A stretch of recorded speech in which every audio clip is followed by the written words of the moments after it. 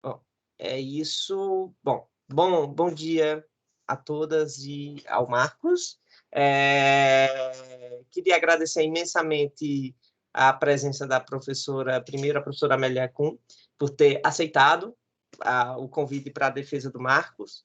A professora Heloísa, muito obrigado também pela presença. Eu sei o quanto você está ocupada aí como quase decana da nossa universidade, então é um trabalho muito grande, então é sempre um prazer ter você na banca. Estamos aqui para a defesa da dissertação de mestrado do aluno Marcos Paulo Teixeira de Almeida. Marcos, você tem 20 minutos e sem mais delongas, pode começar a sua exposição. Ok, vamos lá. Bom dia. Eu vou começar então a exposição. A apresentação do trabalho do povo que vive é intelectual que explica.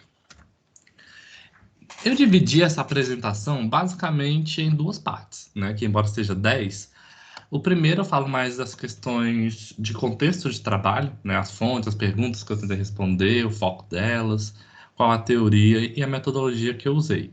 Isso eu não pretendo que demore mais do que uns 5 ou 7 minutos. Pelo menos foi nos meus testes. E aí eu passo o restante da apresentação detalhando um pouco do capítulo 1, 2, 3, e nas considerações finais tento levantar algumas questões que eu acho que meu trabalho contribui para a historiografia. Né? Vamos lá. E o começo não é senão as fontes. Né? Elas, novamente, se encontram no Arquivo Nacional. São cartas de pessoas comuns que enviaram para o Fernando Henrique. E até onde eu sei, ele não chegou a lê-las. Né? Mas você tem a equipe dele retornando elas de maneira bem complicada até, bem ríspida, eu diria. Mas aqui temos uma página da Shirley e aqui um dos retornos. Né? E aí uma caixa. E aí, o que eu queria após ler essas cartas? O que ficava na minha cabeça? Na minha cabeça ficava principalmente a Shirley, a Laura, as pessoas escrevendo de maneira um tanto quanto aquelas com a emoção mais na flor da pele, as pessoas um pouco mais irritadas. Principalmente depois que eu li a primeira vez, já estava esquematizando e organizando as informações. Inicialmente, eu queria entender principalmente como aquela documentação funcionava. O que era escrever para o presidente da República? O que elas esperavam conseguir com isso? Porque elas pediam aquilo daquela forma. Mas aí, com o tempo, né, com o desenvolver da pesquisa, eu fui focando mais na frustração em si. Fui tentando entender alguns missivistas mais do que outros e vendo meio que uma relação entre eles. A relação entre expectativa, decepção e frustração principalmente.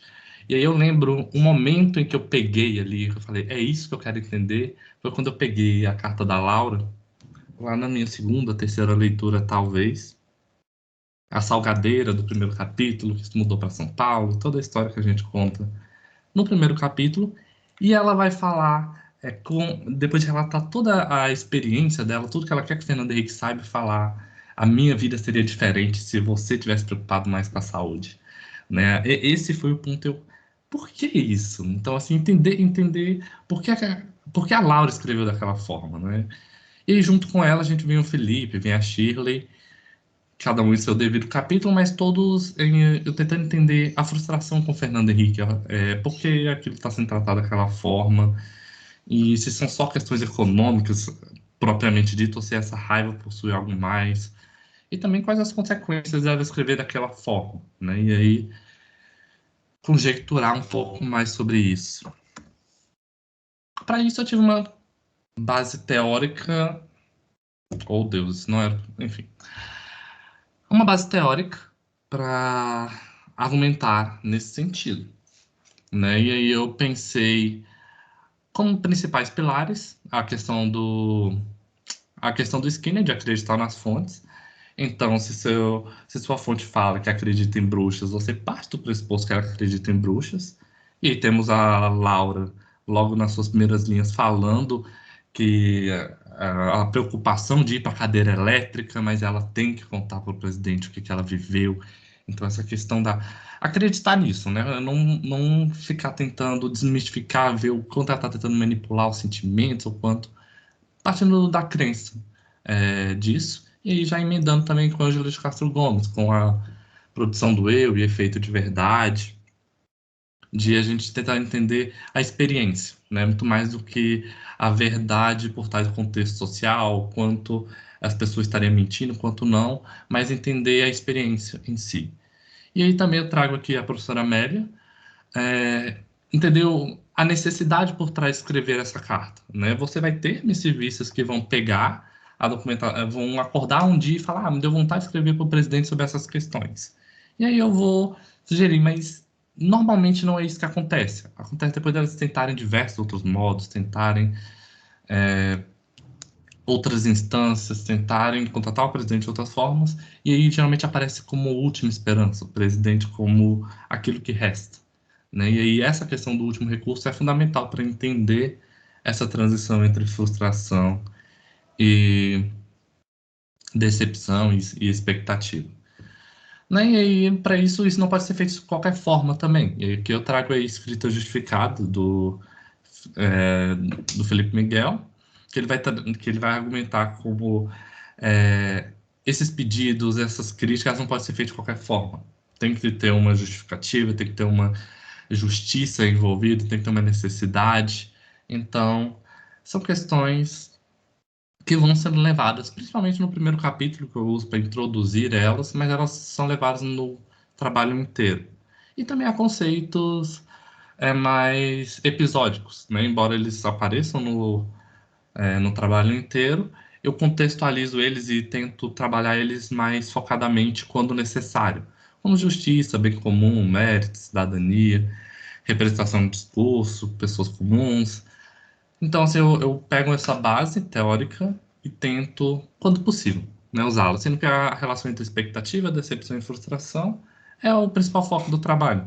É mostrar essas expectativas, geralmente altas, uma esperança de mudança para melhor, novos tempos, que normalmente não são sentidas. E aí começa a haver uma desconfiança com relação às políticas públicas, ao governo, e aí você escreve ao presidente, já decepcionado com as coisas como estão e falando, ó, precisamos de mudanças.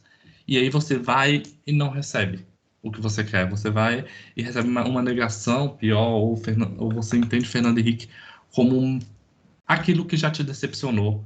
E aí você vai para o último estágio, que eu chamo de frustração. Né? Então, o trabalho é mostrar essa conexão da melhor que der. E para isso, a minha metodologia foi principalmente a organização de 80 cartas. Né?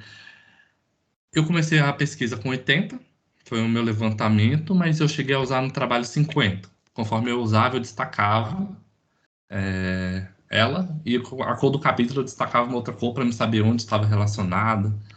E eu organizava algumas informações, porque eu estou acostumado a trabalhar com uma só pessoa. E aí você tem que escolher, além de qual passagem colocar, de qual missivista, qual autor você vai escrever. Então eu tenho dezenas de pessoas falando sobre voto, qual dessas passagens eu escolho? Então você tem que ver o contexto, ver quais pessoas argumentaram sobre isso, como elas argumentaram, e ver um contexto um pouco maior, né? Uma conexão maior entre as cartas. E para isso, com a metodologia, eu foquei principalmente na Laura, no Felipe e na Shirley. Como são os frustrados que eu quero explicar, né, e o caminho para eles, eu pensei em colocar cada um deles em um capítulo. Né? Eu já pego um frustrado e mostrando como outros que não estão ainda nesse ponto, ou mas que podem chegar, de alguma forma, estão conectados com eles, possuem argumentos similares. Né? Então eu pego a Laura e falo, olha, vamos falar sobre essa cadeira elétrica aqui, vamos falar essa questão do voto, vamos falar essa questão de sugestão, de necessidade, linkando a Laura com outros missivistas no decorrer do capítulo. E aí o Felipe vem com a questão do contexto de Fernando Henrique, e aí a perda da esperança, né? As grandes expectativas tinham com Fernando Henrique, mas o senhor foi e nos decepcionou mais uma vez. E aí vem a Shirley retomando algumas questões dos outros capítulos, mas mostrando como o foco vira o Fernando Henrique, quando você está frustrado dessa forma. Né? Em resumo, é isso que a gente vai. E aí vamos para o primeiro capítulo, os necessitados que pedem. A maioria dos pedidos eu sempre acabava lembrando da Fernanda Montenegro, no Cidade do Brasil. amo demais esse filme. E aí ela escrevendo cartas. Mas enfim, curiosidades. Ah, pensando em entender a Laura e explicar como eu explico pro meu leitor como entender essa documentação, como entender alguns conceitos fundamentais de epistologia, da epistolografia, de cartas, eu tentei já introduzir ele sobre algumas das questões. Então, a questão da verdade, da subjetividade, intenção do escritor, onde é que entra o meu papel de recorte, interpretação, representação, parcialidade. Então, parte do primeiro capítulo tem essa responsabilidade para entender esse missivista. Enquanto a outra parte é também entender as motivações, o que levou a escrever dessa forma, o que levou a ir ao presidente da República. E aí, mais uma vez, lembrando sempre da questão da necessidade, lembrando de escrever ao presidente não como uma iniciativa propriamente dita, mas como um último recurso. Né? Então, eles escrevem tentando melhorar a sua própria situação e a do país deles. Lembrando, que eu gosto mais dessa carta da Letícia, que ela vai, se não for fazer algo por mim, se não pode fazer algo pelo povo, faça por mim, pelo menos, né? Se tem o meu voto. Então, trabalhamos as questões no decorrer do capítulo. E aí juntamos também com a estratégia de argumentação. E aí a justiça do caso, urgência do pedido, também mais uma vez linkando a Laura com outros pedintes, outras formas de se argumentar, né? Principalmente a questão da necessidade. E aí vamos trazer aquele caso também fundamental no final da necessidade, que acaba sendo o maior dos subtópicos, né? Para fechar o capítulo com um retorno desolador, né? Mostrando como o que elas queriam era um governo mais humano, e aí o que você tem como retorno até dessas pessoas que já estão decepcionadas com as coisas como estão indo, recebem um retorno não nada agradável da equipe de Fernando Henrique, e aí isso pode acabar levando elas a encaminhar para a frustração propriamente dita. E aí assim a gente fecha o primeiro capítulo. E para o segundo, aí o nosso foco em Felipe, na união para a frustração, eu divido em pequenas perguntas tentando entender a relação um pouco mais com o Fernando Henrique, ou com o governo dele, pelo menos, né? A imagem. Então, a primeira coisa é explicar a expectativa, né? O que o Fernando Henrique já fez, e aí contextualizar também o leitor um pouco sobre as questões do Plano Real, um pouco sobre políticas públicas do governo Fernando Henrique, e mostrando o que era esse intelectual que explica, né? Como é que era você ter um contexto em que a inflação atingia 50% em junho de 94, no final você tinha 1% já do ano. Então, assim, você tem uma questão de competência toda ligada ao governo dele, que ele vai sempre colocar e reivindicar, né? Mas que depois de 5 anos, né, 98, 99, isso não está bem assim, né? Eles começam a relatar um incômodo, e aqui ainda dos missivistas pedindo para que as coisas sejam diferentes, né? Então você tem esses missivistas falando, olha, as coisas não estão bem assim, né? E aqui eu coloco, por exemplo, Rodolfo. Cada vez que a gente liga a televisão, a frustração aumenta, a gente vê a corrupção aumentando todos os dias, coisas. Não necessariamente criticando o Fernando Henrique, mas vendo que as coisas não estão dando certo. Né? Ainda falando, ó, precisa de uma mudança aqui. E aí o Isaac é a mesma coisa. Esse seu mandato, segundo mandato, vai ser diferente do primeiro, pois as condições de sustentação mudaram. E estou certo que a expectativa não serão frustradas. Será, né? Será? E aí, Rosana também, o desespero, essa descrença na minha pátria é imensa. Resolvi gritar a vergonha de ser brasileiro, pois meus filhos não têm direito a ter água.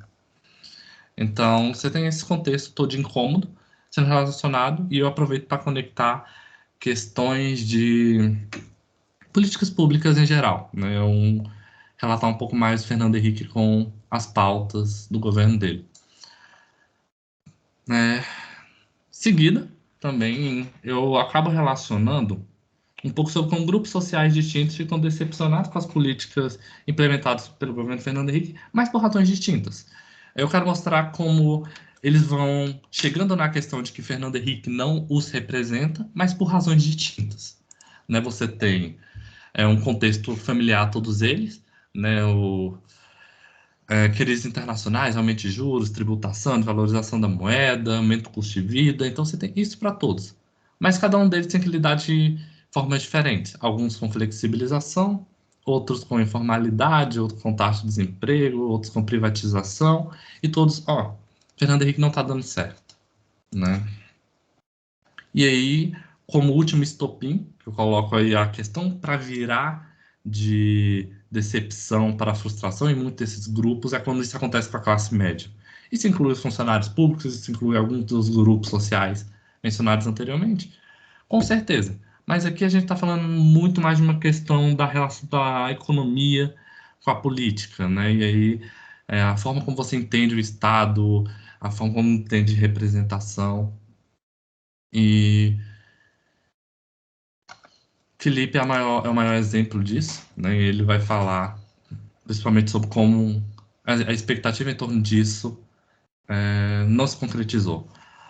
E aí, esse ponto acaba sendo muito importante para a virada, tanto as questões econômicas, mas um pouco mais, porque nem Shirley, nem Felipe, nem Laura escrevem pedindo emprego, escrevem pedindo para melhorar a situação deles, certo? É uma relação muito mais. Tem mais aí do que questões econômicas. É muito mais pelos outros, a maioria das vezes, né? É pelo. A vida dos outros não estarem ficando melhor, eles vendo tudo piorando, eles falando sobre. Por exemplo, deixa eu ver. A Laura falando sobre a questão da saúde pública, ela tendo que pagar uma consulta privada para ver a questão da fibromialgia dela e não o sistema público ajudando com questão disso. E ela chegando a falar: se eu tive que pagar, imagina quem não pode. Né? A Shirley falando sobre a questão da aposentadoria: olha, se quem aposenta é vagabundo. E eu cheguei a pagar minha aposentadoria. Imagina quem não pode completar essa aposentadoria.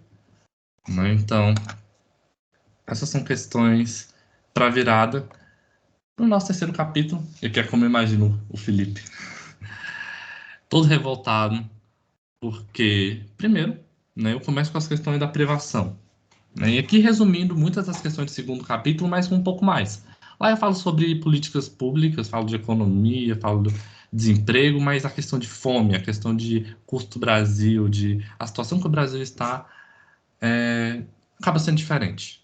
Né? Acaba retomando alguns daqueles pontos, mas com uma tonalidade muito mais diferente. E aí você consegue ver isso nas três cartas, né? Tanto da Laura, quanto do Felipe, quanto da Shirley, relatando essas frustrações, mas não necessariamente pensando numa mudança. Eles não acreditam mais nessa mudança propriamente dita. Eles já estão querendo mostrar, aqui como a Laura fala, né? Mostrar a vida como ela é, para quem não teve a sorte de nascer num berço de ouro. Então já tem uma responsabilidade maior do Fernando Henrique, um direcionamento maior por essa parte. E aí, um pouco mais, né? Quando a gente sai um pouco das questões econômicas para falar, será que era só isso? Né? Será que se só tivesse resolvido as questões econômicas para todo mundo, ou se esse grupo tivesse com seus recursos, eles ainda estariam frustrados, eles ainda estariam incomodados? Teria menos gente pedindo, né? E aqui a questão econômica de necessidade, né? Se essa necessidade tivesse sendo sanada, não teria tanta gente pedindo. Mas há um pouco mais. Há a questão de que os recursos existem, mas eles estão sendo direcionados para aqueles que não merecem, principalmente políticos e ricos. Né? Isso aparece também como ponto fundamental nas duas cartas, ou nas três. Né? E aí, embora. E aí sempre ficando pior para os pobres, e aí a relação do nós versus eles também muito trabalhado, mas que eu não tenho tempo para isso aqui agora. Mas eu foco principalmente na parte da Shirley, em que ela fala em que, além de todos esses problemas, é como se ele estivesse rindo por cima de nós. Né? Então, essa questão da injustiça. Por fim, a representatividade do governo Fernando Henrique e a questão do governo mais humano.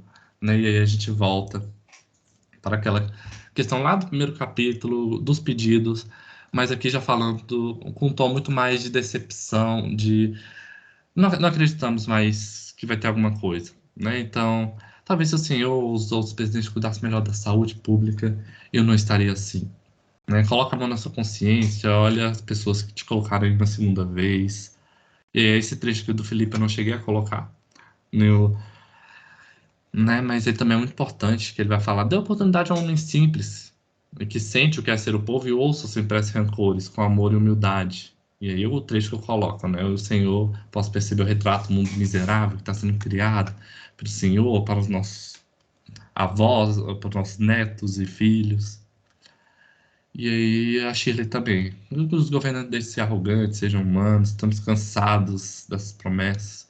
Então, essa questão pela uma mudança de postura do Fernando Henrique, eles não acreditando mais que isso vai de fato acontecer, né? E aí as consequências disso, e aí já eu conjecturando a partir da carta da Shirley e outros argumentos, são pessoas que não acreditam mais na representatividade, não acreditam que o voto tem importância, não acreditam mais em políticas públicas para eles, e acreditam que foram abandonados e começam a ir em questões bem mais complicadas, né? Vou pular as considerações finais, infelizmente, o meu tempinho acabou, mas eu agradeço. Espero que ele tenha contribuído com a historiografia e muito obrigado. Ok, senhor Marcos, muito obrigado pela apresentação. Deixa eu mutar aqui seu microfone. E, sem mais delongas, eu vou passar a palavra para a professora Amélia para fazer as suas considerações. Professora Amélia, fique à vontade. Não vou delimitar tempo, porque você é convidada especialíssima dessa banca, então você tem a regalia que o Marcos não tem. Então, o microfone está mudo. Eu acho que você tem que abrir o microfone, professora. Professora, o microfone está mudo.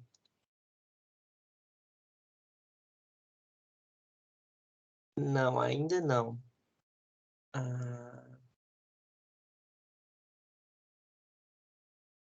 Que estranho. Deixa eu ver se... Não, continua mudo. Eu não consigo ativar daqui.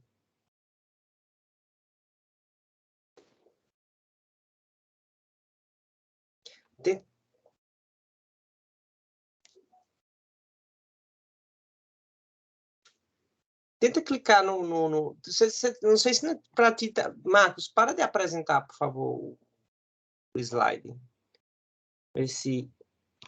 Professor, você consegue ver que no seu nome tem um... Pronto. Agora foi. Tá, era o Marcos.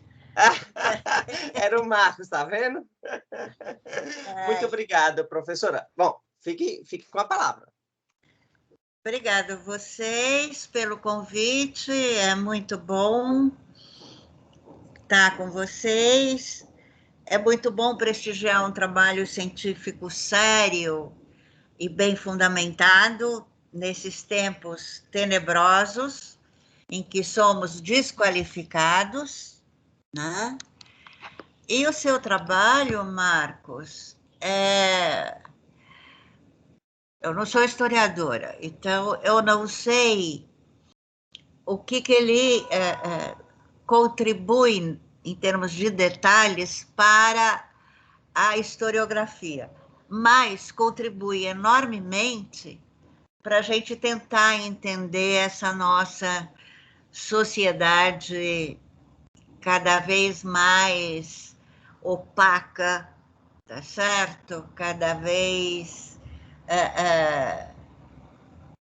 ao mesmo tempo que opaca, nebulosa, cada vez com maior radicalidade. Tá?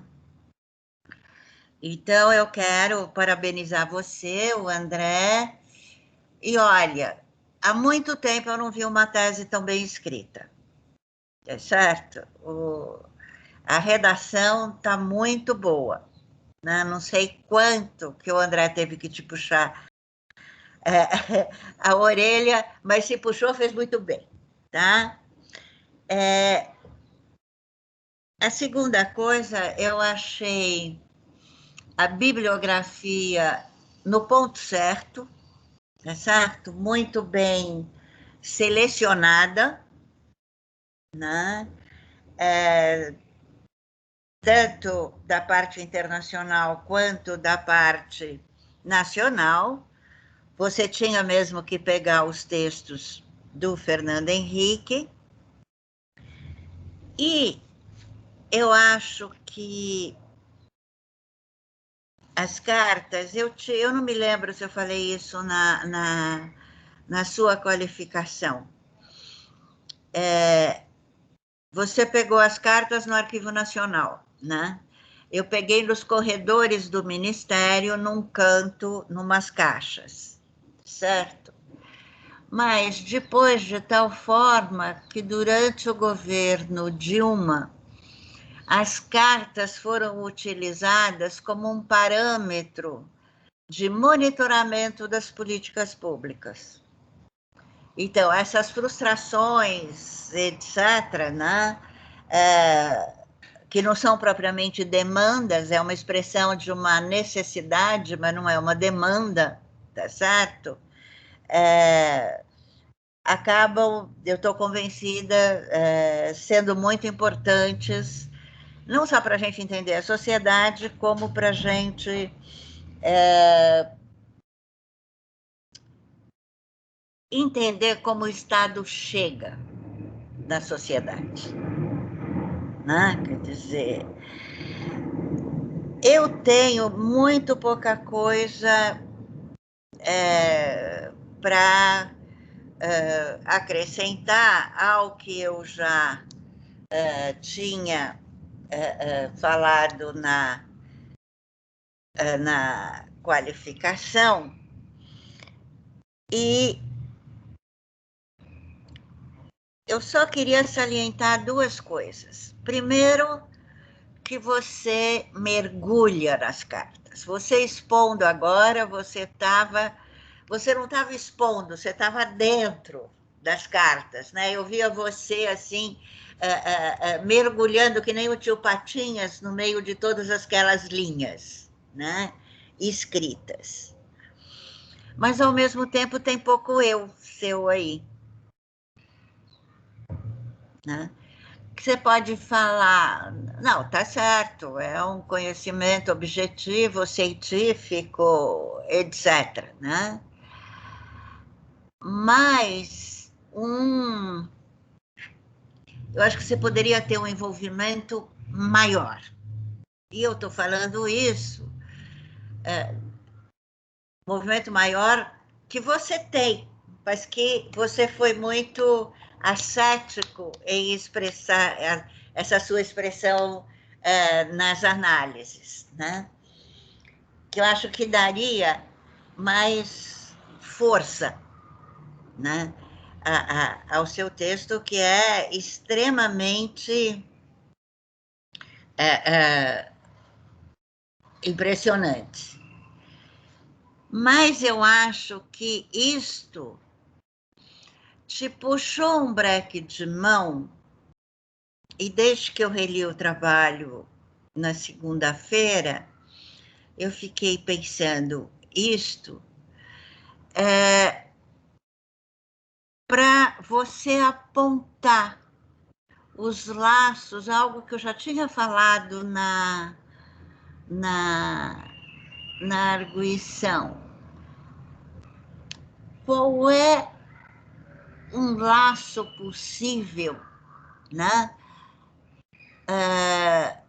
entre o remetente e o destinatário? Que laço, para onde isto aponta? Já que eu quero entender essa sociedade, eu quero entender esse mundo, para uma possibilidade política de representação, certo? Que não seja o cientista. Né? Quer dizer, então, nesse sentido, eu acho que faltou a dimensão política nesse sentido, porque acaba sendo uma relação. Veja, você mostra que é uma relação consciente, que não é uma relação consciente das questões sociais, que não é uma relação de pedido individual, quando tem, não é só isso, o que eu também encontrei, né? Mas são eles cidadãos Eles estão se expressando enquanto cidadãos? A saída seria a promoção de uma cidadania ativa, né? E sabe por que isso me chamou a atenção? Porque eu fiquei interessada nos títulos dos capítulos. Veja, os necessitados que pedem, certo? Depois é o povo que sofre. E depois os frustrados, né? Povo necessitado, frustrado, né? Me mostra uma cidadania passiva, uma massa. O povo é uma massa, né? Quer dizer, se eu junto com a frieza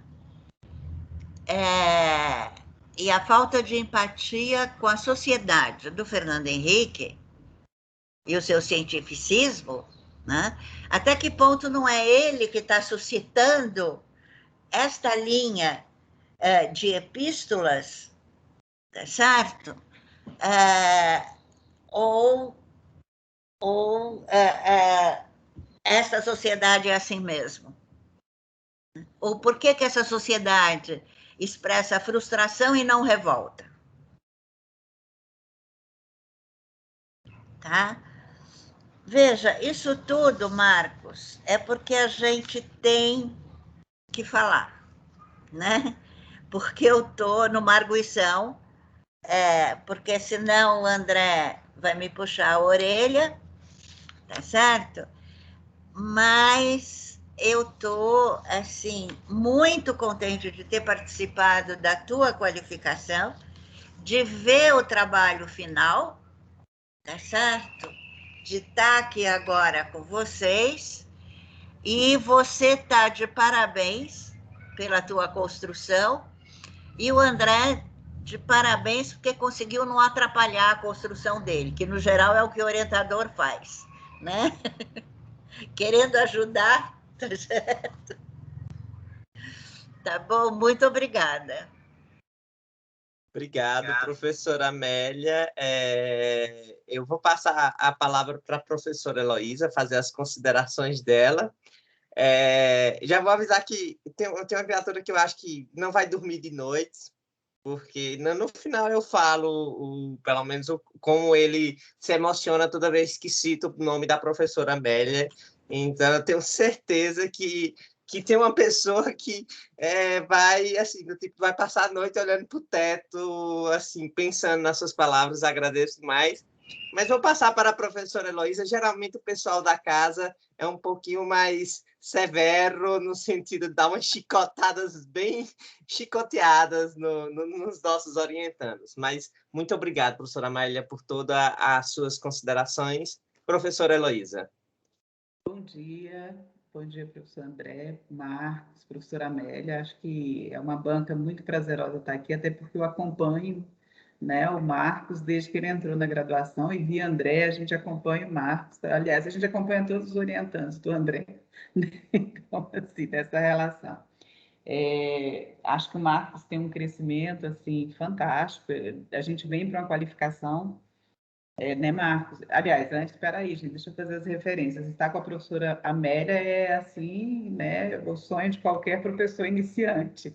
A gente que está iniciando, começando e vê uma experiência e está aqui trocando, né, essa possibilidade de trocar do intelectual que responde, né, com o intelectual. Para a gente é super importante. Então, assim, é uma inspiração, é uma pessoa que eu leio muito, né? E até pelo local onde eu estou nesse momento, também trabalhando com assistência social, com assistência estudantil, com pessoas em vulnerabilidade dentro da universidade, e acho que é sempre uma inspiração. A gente está pensando nessas formas de inclusão, nessas formas até de revoltas, né? E não de frustração, de possibilidade de revolta.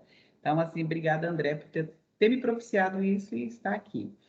E aí a gente vem conversando, não é para dar chibatada não, viu, Marcos? Isso não é verdade. Até porque, assim, fico muito feliz, porque eu acho que o André estreia de forma muito bonita dentro da área de história cultural, né? Dentro da linha de pesquisa que nós estamos agora. Eu acho que, assim, ele sempre dizia para mim que não tinha condição, e eu falava para ele, você está mentindo, você tem que entrar, para com isso, né? E a gente verifica essa questão hoje colocada na sua dissertação. Como disse a professora Amélia, é uma dissertação muito bem escrita, né? Uma inversão de linguagem muito corajosa.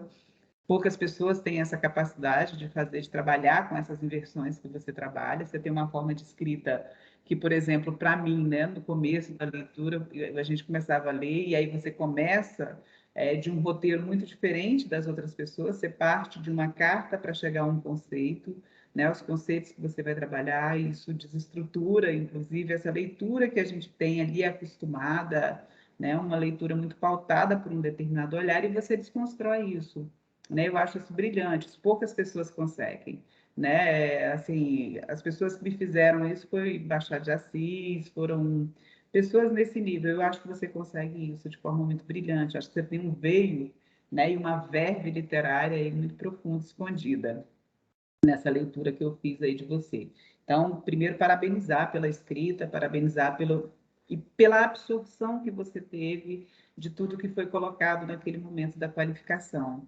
Né? É uma das questões interessantes, quando eu comecei a ler a sua dissertação, você me cita lá e falou que eu tinha te obrigado a ver o Fernando Henrique, ver as dimensões políticas, mais ou menos assim que você coloca, né? Eu falei, gente, eu fui maldosa, então. E aí você começa todo o primeiro capítulo, não tinha nada daquilo, né? Eu falei, mas que horas que eu obriguei, porque não tem, você ficou ali bem trabalhando, né? Como é que é a produção de um conhecimento histórico, a produção de historiografia a partir das fontes que você tem, não citava nada daquele caldo cultural, né, do qual a professora Amélia tinha chamado a atenção naquele momento. E aí você vem com força no segundo capítulo, agora eu entendi por que eu estou felicitada daquela forma. E eu acho que você faz um avanço assim muito significativo, né? Porque você traz um contexto de fato, onde aconteceu, por que aconteceu, e saiu daquela perspectiva etérea, né? Porque aí eu tive a curiosidade de olhar a sua monografia, que ainda era etérea, né? Era muito a escrita de si, mas em qual sociedade, que sociedade era essa, e que a dissertação você amadurece como pesquisador, né? Você traz duas categorias assim muito fantásticas dentro da história, que eu aprendi, claro que eu estou me tornando historiadora, né? Eu tenho me tornado, eu não sou da história, eu não sou formada em história, que é espaço e tempo, né? Então, assim, eu vi ali contexto, né, ali presente na sua dissertação. Então, você saiu daquela dimensão etérea e entra e localiza por que você está fazendo esse estudo. Então, para mim, isso é uma evolução fantástica. Dito isso, né, como diz a professora Amélia, a gente está aqui no processo de arguição, mas assim, foi vou adiantar, uma das melhores dissertações que eu li aí, né, no ano de 2021, 2020. As pessoas sabem que eu sou enjoada com algumas questões, principalmente na história cultural, mas eu acho que assim você está de parabéns, né? Acho que é importante a gente dizer isso para você poder dormir, sarar as aftas e poder comer um enroladinho de salsicha. Dentro dessa perspectiva, né, o que eu observo? Né? Você cita o Fernando Henrique, achei ele interessantíssimo você pegar o 1998 e o 1999. Agora, eu acho que para a tese de doutorado você tem que pegar os anos anteriores para ver se a perspectiva era outra, né? Porque você tem, nas cartas mostram que se ele, assim, é uma intuição, óbvio, né? Eu não tenho essa realidade, porque eu não tenho uma carta e não tenho essa escrita, que talvez se ele tivesse escrito a carta em 1995, a perspectiva seria diferente, porque havia esperança, né? E aí, diante disso, eu acho que na sua introdução você coloca que é 1998, 1999, mas você esqueceu de fixar por que foi esse ano. Acho que seria interessante um parágrafozinho, né, só para especificar por que você escolheu esses 2 anos, né? 98, porque o Fernando Henrique está entrando, provavelmente deve ser isso na segunda reeleição, é o primeiro ano de governo. 99 é porque a frustração está colocada mesmo, e ele disse a que veio e por que veio, né, e está colocado. Acho que seria importante só um parágrafozinho para explicar, porque você explica, faz toda uma contextualização dos missivistas, mas você não me explica por que esses 2 anos. Né? E aí eu acho que é importante você mencionar isso para a gente, seria interessante. Uma outra coisa, né, e aí eu acho que é interessante, quando eu fui olhar, você fala em discurso, a sua base teórica, e você pontua, né, você coloca os conceitos e fala, eu uso quando eu preciso. Mentira, né, Marcos? Você usa os conceitos o tempo inteiro, você está discutindo o tempo inteiro discurso, você está discutindo o tempo inteiro cidadania, você está discutindo o tempo inteiro todos aqueles que você elencou. E aí você usa um que você também não elencou, né? E também não trouxe nem bibliografia para ele, que é o conceito de cultura política. Né? Tá muito forte ali o seu conceito de cultura. Por quê? Né? Você estuda ali todo o movimento dialético entre a economia, política e a organização do Estado, a partir dessas cartas. Você faz um diálogo entre história cultural e história política, que influenciaram ali diretamente, né, a cultura, a vida dos brasileiros durante um período, né, um determinado momento político. Você traz ali toda a cultura sob o ponto de vista histórico, sob o ponto de vista político, você reconstrói um comportamento político dos indivíduos que escreveu, né, como forma de intervenção aquelas escritas, aquelas cartas, e essas escritas, elas são frutos de representação de si, que é uma coisa que você faz muito bem feita, e visões de mundo com as quais ali eles definem, aqueles missivistas, as suas memórias, né, as suas histórias, sobre suas vivências e sobre suas sensibilidades. Então, assim, de modo geral, você argumenta, né, você traz ali, você apresenta, na verdade, para a gente, um sistema de representações com as quais os missivistas eles demarcaram seus projetos, né? Os seus projetos dentro do governo que frustraram, que foram frustrados ou não. Então, assim, e eu acho que não é para você fazer nada disso, não, tá? É só para você pensar, tá bom? Uma outra coisa que eu acho que é interessante, e aí eu entendi por que você pega o Bakhtin, mas eu entendi por que você pega quando você faz a conclusão, né? Eu acho que é importante o Bakhtin. Marxismo e filosofia da linguagem, está bem clarinho ali todo o postulado do Bakhtin. Aí no seu último parágrafo você coloca por que você usou o Bakhtin quando você faz aquela consideração, né? Que sai absolutamente daquele pressuposto de neutralidade científica, que eu acho que é uma bobagem, que neutralidade científica é para você justificar uma posição que está tomada e que, na verdade, é uma posição política, né? Mesmo essa defesa. E acho muito interessante, né? Porque aí você traz lugar de fala tal e ressalta. Agora, eu fico pensando algumas questões, né, nas suas conclusões, e aí eu estou terminando porque eu acho que não tem muita coisa, não. Para pontuar, seriam essas questões que eu acho que é importante. Eu acho que uma reflexão interessante sobre a questão da cidadania, né? A cidadania, ela perpassa toda a discussão do seu trabalho. E aí você ficou muito focado no da Mata, que eu acho que é um intelectual muito interessante para estar trabalhando ali, mas eu senti um pouquinho falta do percurso da cidadania, né? E aí você traz a questão da cidadania na classe média. A gente sabe como é que é a posição essa classe média construída no e pelo consumo no Brasil, né? Como que ela sempre se vira contrária aos governos quando ela tem ameaçada a sua possibilidade de consumo. Então, essa coisa que você percebe no Fernando Henrique, dessa classe média, é uma coisa que está presente, né? Nessa estruturação da classe média brasileira. E em outros governos, claro, que com dimensões diferentes da reação, óbvio, porque a história não se repete, e quando a gente acha enquanto farsa, porque o contexto político, o tempo histórico é outro, a gente precisa pensar essas questões. Mas acho que é uma reflexão para você aprofundar, né, para seguir nesse trabalho, porque o seu trabalho, ele deixa a gente com essa vontade demais, né, com essa vontade de você aprofundar mais, porque tem questões ali super importantes. Agora, eu discordo de você em uma posição, né, eu tenho que colocar, que são nas considerações finais, quando você diz, você vai tratar a questão do fisiologia. Antes disso, antes da minha discordância de você, quando você coloca, que eu acho que um conceito que faltou, olha bem, porque assim, quando você traz o intelectual que responde, um conceito que faltou talvez foi a do patrimonialismo, né, dentro do seu trabalho, porque você traz a questão do clientelismo, do fisiologismo, né, que os missivistas são acusados de trazerem isso, mas o Fernando Henrique, toda a justificativa dele de resposta está: eu não posso tomar uma atitude patrimonial, porque o bem público não é meu. Né? Então, eu tenho as intervenções, procure isso, procure aquilo. Então, ele utiliza também como intelectual esperto que é, né? E óbvio, Fernando Henrique é uma pessoa inteligente, uma pessoa bem formada, e isso está respondido. Né? A resposta dele é a resposta que nós esperamos, contrária à corrupção. Olha para você ver como é interessante. né?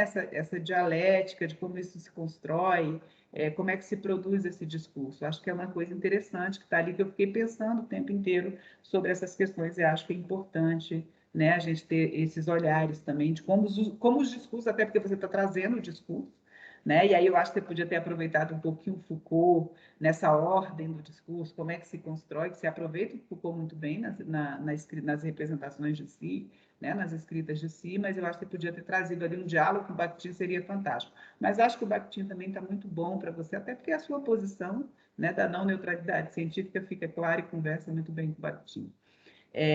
Dentro dessa perspectiva, agora vem a minha discordância com você, né? Quando você diz assim, você refuta a tese de um colega que coloca, né, que sobre o Collor, não vou lembrar o nome agora, porque eu teria que abrir a tese, que ele coloca que os missivistas são, não, que aquilo não é só a questão do fisiologismo e tal, tal, tal. Eu só queria discutir, problematizar com você que, nesse processo de escuta, eu acho que é importante também a sua reflexão, mas eu acho que dentro do caldo estão presentes as duas concepções, porque o missivista que escreve, ele é formado dentro de uma cultura política em que o fisiologismo e o clientelismo resolvem problemas. Isso não significa que a demanda dele não seja legítima. Ela é legítima, ela precisa ser escutada. Então, eu acho que nem a sua posição e nem a posição devem ser refutadas. Eu acho que as duas posições são posições que se complementam. São duas teses. Então, assim, o sujeito, ele não é só, né, não é só por uma necessidade, porque assim, o brasileiro, nós brasileiros, por sermos formados dentro desta cultura política em que o clientelismo, né, o fato de eu conhecer alguém, de eu saber com quem eu estou falando, me resolve problemas.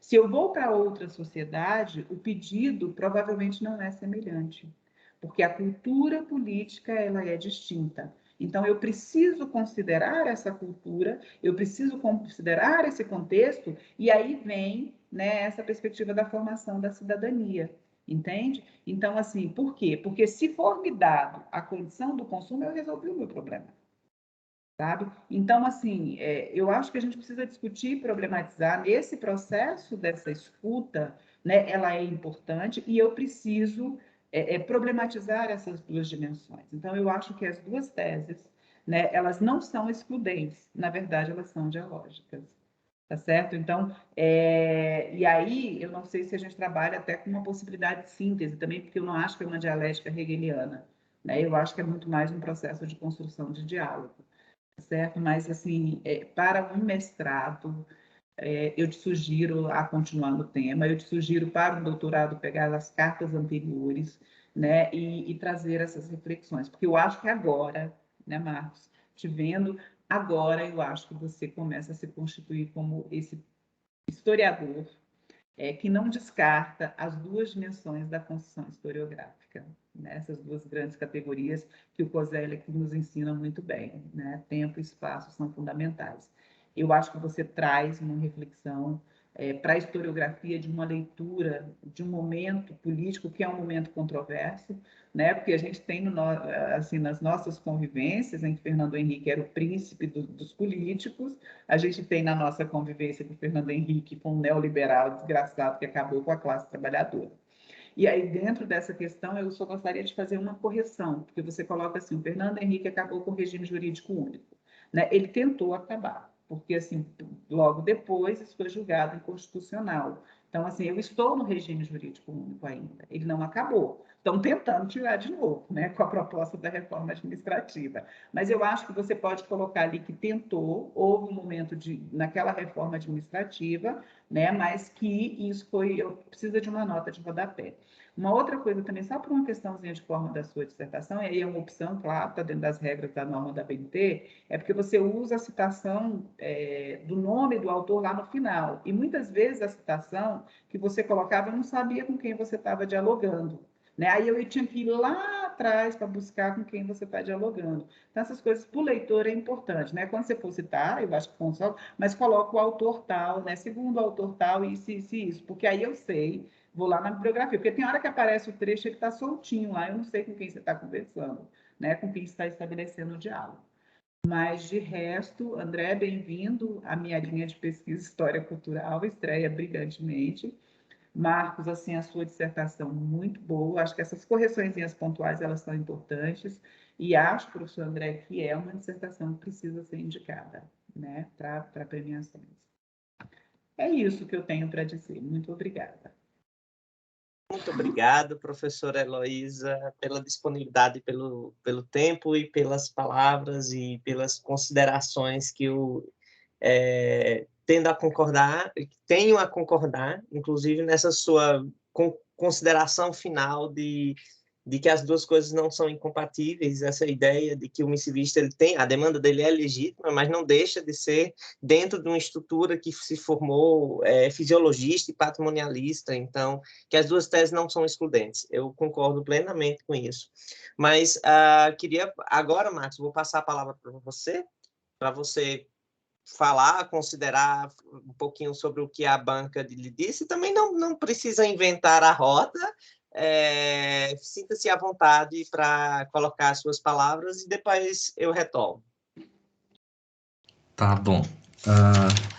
Gente, só tenho a agradecer. Nossa Senhora, muitíssimo obrigado. Não só agora, mas também muito antes, durante a construção do trabalho, propriamente dito. Não teria chegado aqui sem a contribuição de vocês. Assim, entender o passo de decepção para frustração, entender aquela questão de como o missivista ele deixa de só estar pedindo, né? Ele já escreve cansado de uma estrutura, de um governo que não está apoiando ele, de um Estado que não está apoiando, de políticas públicas que não estão alcançando ele, para escrever para o Fernando Henrique. Né? E isso veio a partir da fala da professora Amélia para me separar Estado e Fernando Henrique. Né? Eu não teria visto essas questões sem isso. E eu não teria visto a diferença da classe média para os outros, né? Essa classe média que viu o Estado também como uma forma diferente de lidar, e a economia e a política junta, ali sem as falas da professora Heloísa. Então, a construção do trabalho do segundo e terceiro capítulo, principalmente, né, vieram através dessas falas. A questão da injustiça, ela veio... Se eu não tivesse parado para ver a questão capitalista e a questão da economia, eu não teria visto o que tinha além disso. Né? Porque eu inicialmente estava focado muito na necessidade. E eu não tinha parado para pensar, e se esse missivista conseguisse o que ele queria? E se ele tivesse as condições econômicas sanadas e tal? Ele ainda assim estaria frustrado, ele ainda assim teria incômodos? E teria. Né? E aí a gente vê nos frustrados, principalmente essa questão de que eles não estão escrevendo pedindo. Né? Mas é muito além a questão da injustiça, a questão de representatividade. Então, eu agradeço muitíssimo mesmo. Sobre questões pontuais, deixa eu ver, da professora Amélia, o meu envolvimento maior é sempre o meu temor da vida. Eu lembro da professora da minha banca de TCC também ter falado que eu não aparecia no texto, exceto no meu título. Lembra, André?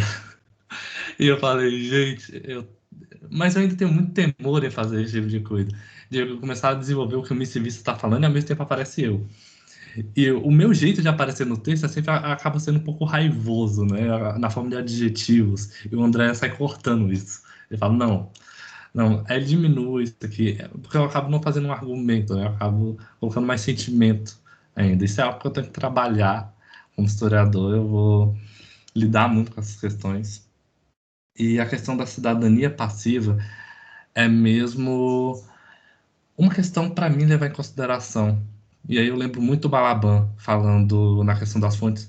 Quando a gente lê, né, essas pessoas do passado falando, a gente está vendo eles só como seres de ação ou a gente está vendo eles apenas como um ser de resposta ou também como seres de ação, né? Eles estão ali praticando alguma coisa ou eles só estão respondendo a uma falta, alguma coisa.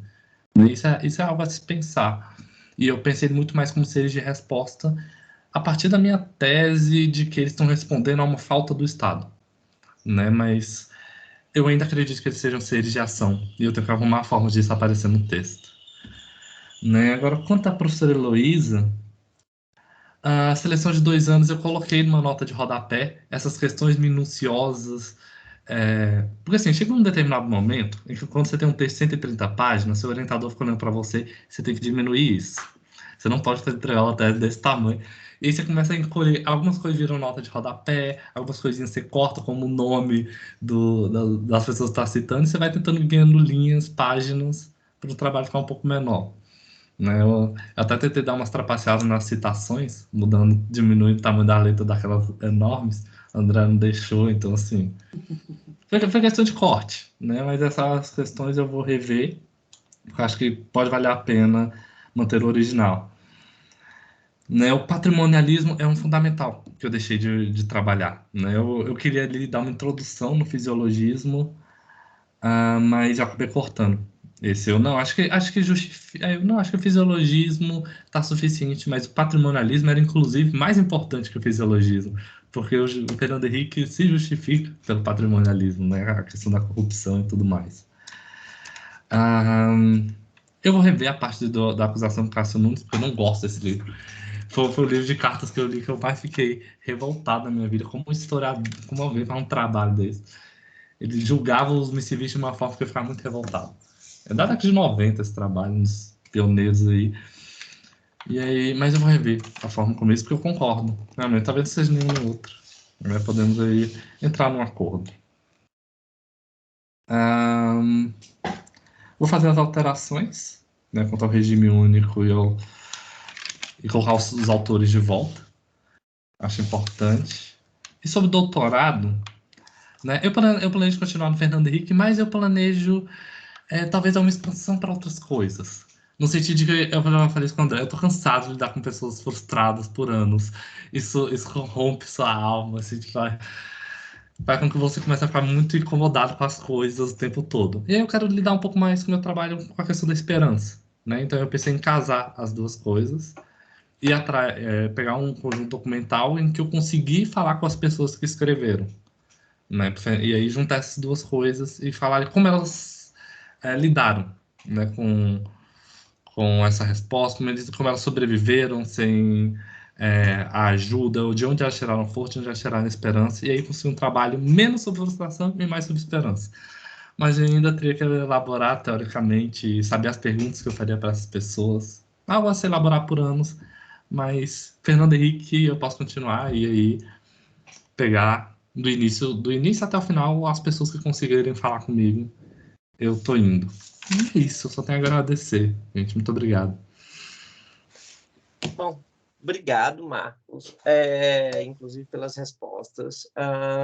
Eu sempre gosto, depois que o nosso orientando, nosso aluno responde, comentar umas pequenas coisas, queria fazer três pequenas considerações. Eu vou falar primeira da questão das citações.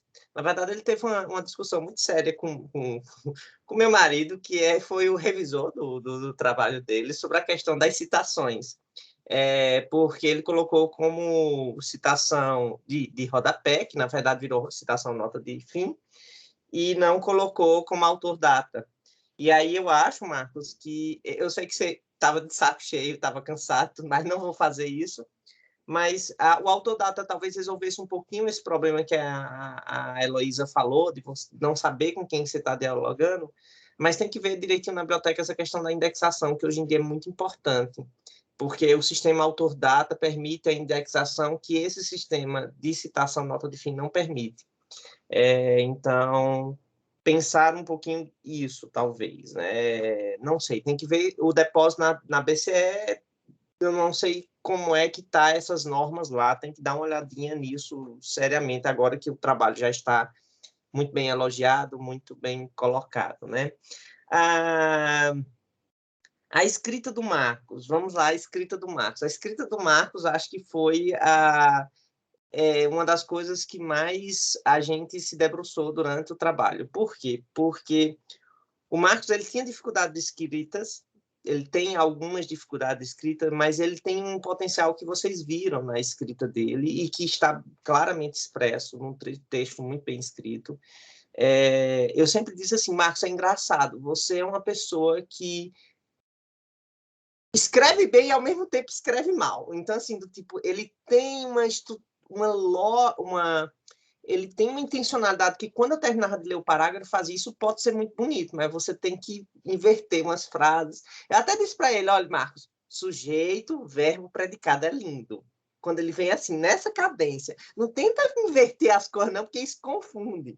Então, mas isso também, com todos os meus orientandos, eu pego muito no pé disso. Acho que o Marcos deve ter aí, em Moldorado, algumas páginas que são riscos e setas, e olha, coloque esse verbo para cá, muda isso aqui. Então, então ele ainda, eu acho que o Marcos ainda tem algumas coisas a amadurecer na forma como ele escreve, mas mais do que isso, ele tem um coração na escrita. Isso é muito claro, desde o primeiro dia que ele escreveu, desde a primeira frase. E isso foi uma coisa que, para mim, eu sempre disse que, quando eu tivesse um orientando, eu nunca tiraria o coração dele da escrita, como eu sinto que me fizeram no doutorado. No mestrado, me deixaram no doutorado, e minha frustração com o meu doutorado é essa. Então, eu prometi que não faria isso. Não quer dizer que eu não corrija e não vai. E até conversei com o Marcos. Marcos, você acha que eu interfiro demais na cadência do seu texto? Ele disse, não, eu acho até bonitinho que você consegue melhorar as minhas frases, ficarem mais bonitinhas. Então, mas eu admiro muito, porque é uma escrita que tem vida, tem coração dentro. E, às vezes, professora Amélia, essa questão do eu dele no texto, que eu também gosto muito, é porque ele chegava em coisa assim, não, e fulaninha então vive uma situação impossível. Aí eu fazia, Marcos, impossível não, assim, do tipo, senão ela não estaria vivendo, algo impossível, é impossível voar. Pronto, e, assim, do tipo, por mim mesmo fez Super-Nome. Então ele chegava assim, é uma situação, e aí ele tinha esses arroubos que eu fazia assim, do tipo, e aí você resolve o problema, porque a situação é impossível, não tem solução, não tem absolutamente nada que Fernando Henrique pode fazer, nem que ela, é impossível, acabou, o que é impossível não tem solução, então você resolve o seu trabalho em uma linha, não faça isso com você, né? Então eu tinha que cortar muito desses arroubos que terminavam por diminuir a própria sensibilidade do trabalho, a própria perspectiva do trabalho. E eu sempre gosto de lembrar, professora Heloísa, a professora Amélia não vai saber, que a minha orientação do Marcos no mestrado veio quase com um processo administrativo que eu tive que colocar para uma colega nossa de trabalho, que me xingou na frente de funcionários e de alunos, porque eu insisti em orientar o Marcos, porque a orientação dele me foi negada 2 vezes, por mais que ele foi me orientando de PROIC, de TCC. O Marcos, no meu primeiro semestre da universidade, em 2015, o Marcos foi meu aluno. Eu entrei na universidade junto com o Marcos. Então, assim, era uma trajetória de vida aí que vem desde 2015, e me foi dito que eu não poderia orientar o Marcos, porque eu não teria conhecimentos suficientes para orientar o Marcos. E aí eu conversei com o Marcos, falei da decisão da pós, de que eu não poderia orientar ele, mas se ele quisesse, eu insistiria. E aí ele disse, não, eu quero que você me oriente, e eu fui insistir, e a coordenadora da pós, na época, perdeu a cabeça comigo, explodiu, inclusive falou palavras de baixo escalão, mandou eu ir para aquele lugar na frente de toda a pós-graduação, faço questão de deixar isso registrado, e era muito essa ideia, de que eu não teria a competência para orientar o Marcos. O trabalho do Marcos é fruto, eu acho que, a parte teórica, é óbvio que eu sou uma pessoa da história colonial. Então, várias questões teóricas foi o Marcos que trouxe. Isso é mérito dele. Ele que traz para o trabalho, ele que foi atrás de entender, ler todos esses trabalhos que já haviam sobre cartas e buscar nesses trabalhos qual foi o aporte teórico e metodológico usado, porque ele tinha essa preocupação muito grande. Eu não tenho um livro de teoria sobre as cartas, ele falava disso o tempo todo. Eu vou fazer meu doutorado, vai ser um livro de teoria sobre como trabalhar as cartas. Eu digo, você não precisa disso. Você pega a carta e das cartas você constrói a sua teoria. Né? E ainda bem que você percebeu isso, professora Heloísa, porque é um mantra meu para os meus alunos. Primeiro, olha para a fonte e deixa que a fonte traga aquela teoria que lhe é necessária para as suas perguntas. Né? Então, e aí entra a minha parte de juntar tudo, segurar o Marcos em determinados aspectos, senão vocês estavam lendo 200 e poucas páginas, né? Quando ele chegou na 140, que ele fez, ainda falta um capítulo, eu digo, não, falta não, Marcos. 140 páginas, não falta mais capítulo nenhum, tá? Você freia e você vai encerrar esse negócio, porque eu não vou botar a banca para ler 200 páginas da dissertação do mestrado, por mais que é uma pessoa que tem conteúdo. Ele não está enchendo linguiça, como geralmente quando a gente pega um trabalho de 200, 150, 200 páginas, você percebe que há uma barriga ali dentro. Eu não acho que haja barriga no trabalho do Marcos, muito pelo contrário. Eu acho que, como Heloísa, tinha inclusive outros caminhos que poderiam ser traçados a partir disso. Então, eu fico muito feliz. Assim, eu realmente investi na orientação do Marcos em termos de ser muito detalhista nas palavras, no conteúdo, na escrita dele, de não tolhar o coração dele, mas ao mesmo tempo, essa frase está incompreensível, Marcos. Só o seu coração compreende. Deixa eu ajeitar e construir de forma que fique compreensível. Porque era um pouco muito, e aí vem essa questão de todo o contexto que teve por detrás. Então, eu fico super feliz, Heloísa, se você acha que é um trabalho que merece ir para indicações, depois que a gente, lógico, aprovar ou não o seu trabalho, tá, Marcos? Eu fico super feliz, porque por mais que você diga que aquilo não significou nada, aquilo foi muito pesado para mim e também acredito que para o Marcos. Assim, é o tipo de situação que eu não imagino que a gente, nem eu nem ele, deveríamos ter passado por aquilo. Mas, independente disso, para mim é como se fosse uma redenção, sabe? Assim, do tipo de dizer, olha, um trabalho, uma boa orientação não significa somente você ser da área do assunto no sentido de eu ser um professor de república. Uma boa orientação, que era isso que eu estava dizendo o tempo todo, passa por outras questões. Passa por questões da relação, da confiança, da entrega. Então, assim, é muito mais do que isso. Então, e aí, nesse sentido, é que eu agradeço demais. Não sei se alguém quer comentar alguma coisa, senão eu vou... Professora Heloísa, quer comentar alguma coisa? Não. Então, professor Marcos. Eu quero. Você quer, professora Amélia? Eu quero duas coisas. Quer dizer, o nosso meio acadêmico é duro, né? Tá certo? Então, isso é não é, infelizmente, fora do normal, né? Embora devesse e deve ser absurdamente repudiado. A segunda coisa é que meu orientador, que era o Luiz Pereira, um sociólogo que hoje quase ninguém fala, que introduziu o marxismo estruturalista no Brasil e tal, que assumiu as funções do Florestan Fernandes quando foi aposentado, ele dizia que orientação é uma máquina de fazer inimigos. Né? Eu fiz alguns, certo? Mas é uma máquina muito prazerosa de fazer amigos, que eu fiz muitos, né? E de você fazer uma construção conjunta com o desafio de não cortar a autonomia dos orientandos. Né? Que isso também é difícil, é certo? Porque uma coisa é a gente conseguir deixar uma marca e construindo uma área. A outra coisa é a gente produzir seguidores. Verdade. Tá certo? E seguidores é o que está na moda, porque dá mais ponto, etc. E certamente, André e Marcos, vocês foram vítimas de uma disputa porque o Marcos tinha potencial. Então, ele era um aluno cobiçado que dava ponto no Lattes. É verdade. Tá certo? Né? Quer dizer, enfim, está todo mundo de parabéns. Eu não concordo com a Heloísa que o Fernando Henrique só tentou o regime único. Ele fez o regime único. E a justiça barrou. Barrou, exato. Mas ele fez, não é que ele tentou e não conseguiu. Ele fez, conseguiu aprovar. Verdade.